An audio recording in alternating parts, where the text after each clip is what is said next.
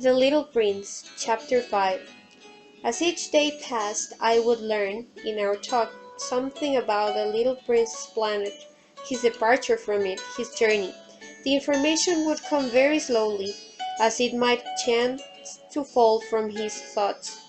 It was in this way that I heard, on the third day, about the catastrophe of the baobabs.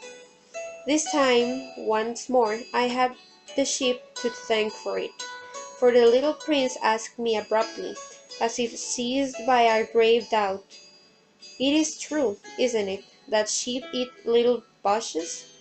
"Yeah, that is true." "Ah, I am glad." I did not understand why it was so important that sheep should eat little bushes, but the little prince added, "Then it follows that they also eat baobabs."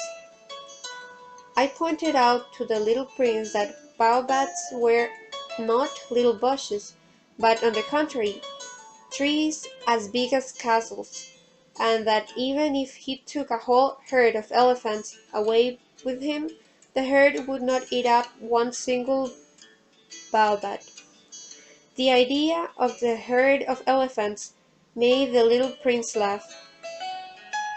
"We would have to put them on one on top of the other," he said. But he made a wise comment. "Before they grow so big, the baobabs start out by being little." "That is strictly correct," I said. "But why do you want the sheep to eat the little baobabs?"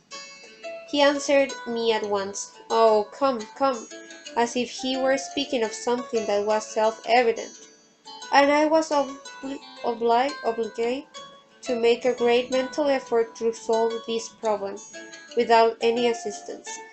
Indeed, as I learned, there were on the planet where the little prince lived, as on all planets, good plants and bad plants. In consequence, there were good seeds from good plants and bad seeds from bad plants.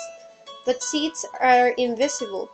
They sleep deep in the heart of the earth's darkness, until some one among them is seized with a desire to awaken. Then this little seed will stretch itself and begin, timidly at first, to push a charming little spring inoffensively upward toward the sun. If it is only a sprout of radish or the spring of a rose bush, one would let it grow whenever it might wish. But when it is a bad plant, one must destroy it as soon as possible, the very first instant that one recognizes it. Now there were some terrible seeds on the planet that was the home of the little prince, and these were the seeds of baobab. The soil of that planet was infested with them. A baobab is something you will never be able to get rid of if you attend it too late. It spreads over the entire planet.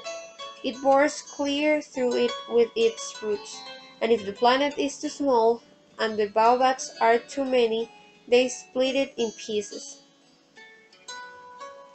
"It is a question of discipline," the little prince said to me later on. "When you finish your own toilet in the morning, when it is time to attend to the toilet of your planet, just so, with the greatest care, you must see to it that you pull up regularly at the baobabs, at the very first moment when they can be distinguished from the rose bushes, which they resemble so closely in their earliest youth. It is very tedious work," the little prince added, "but very easy. And one day," he said to me, "you ought to make a beautiful drawing, so that the children where you live can see exactly how all this is. That would be very useful to them if they were to travel some day. Sometimes," he added, "there is no harm in putting off a piece of work until another day. But when it is a matter of baobabs, that always means a catastrophe.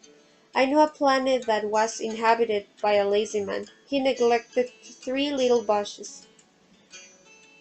So as the little prince described it to me, I have made a drawing of the planet. I do not much like to take the tone of a moralist, but the danger of the baobabs is so little understood, and such considerable risk would be run by anyone who might get lost on an asteroid, that for one I am breaking through my reserve. Children, I say plainly, watch out for the baobabs. My friends, like myself, have been skirting this danger for a long time, without even knowing it. And so it is for them that I have worked so hard over this drawing. The lesson which I pass on by these means is worth all the trouble it has cost me.